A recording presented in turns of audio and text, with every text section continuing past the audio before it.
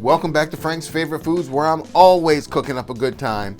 This is the channel where I teach you how to make restaurant quality food at home. This is crab bisque and it's fantastic. I'm pretty sure this is my new favorite soup. This stuff is rich and thick and luxurious. So this is crab bisque. It's not cream of crab, it's not sheet crab. People use those terms interchangeably. They're not all the same. I'm going to talk about the difference between those during this video. I'm going to teach you step by step how to make one of the best soups you've ever tasted. As always, you'll find the full recipe in the description below. I'm preparing the celery. All the vegetables in this recipe need to be minced. We don't want any big chunks.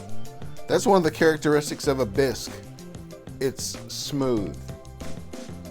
Actually, this seems like a pretty good time to talk about the difference between bisque, cream of crab, and sheet crab.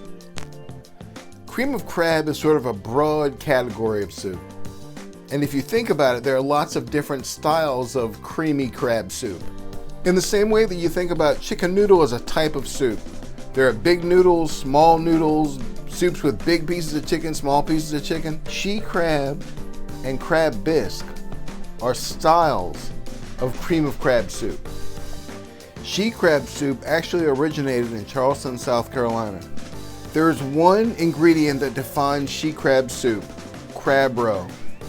If crab roe, that is, the eggs of the crab, are not an ingredient, you can't call it sheet crab soup.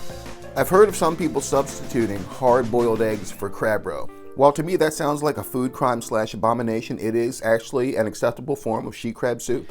Anyway, we're making a bisque.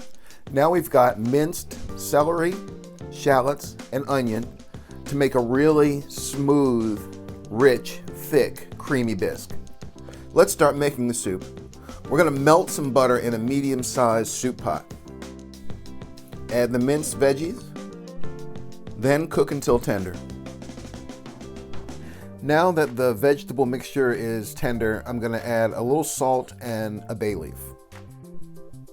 The next step is adding some flour to create a roux. Make sure to cook the roux thoroughly. 2 or 3 minutes on medium heat will do the trick. Stir constantly to avoid burning. This step's important so that your soup doesn't taste like flour. The next ingredient I'm going to add is what elevates this from cream of crab to crab bisque. This is lobster stock. So by definition, a seafood bisque has to be made with stock from crustacean shells. In this case, lobster stock. And I'm going to be perfectly honest with you, lobster stock was not easy to find. I've provided a link in the description below for lobster bouillon, which I couldn't find at any local grocery or specialty store. I was, however, pleasantly surprised to find that my local seafood market actually made lobster stock. Next, I'm adding whole milk. You'll notice that I'm adding all the liquids gradually, allowing you to monitor the consistency of the soup. Next, a generous amount of heavy cream and dry sherry.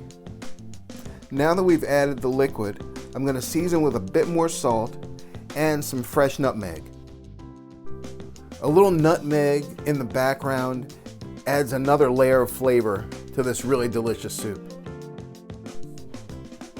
White pepper to taste, and a little bit of Old Bay.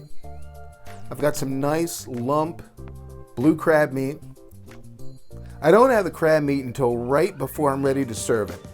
The crab meat's already cooked, and I think this whole thing just sort of tastes better when the crab meat is warmed up and not necessarily cooked. I like thick soups, and I cannot lie.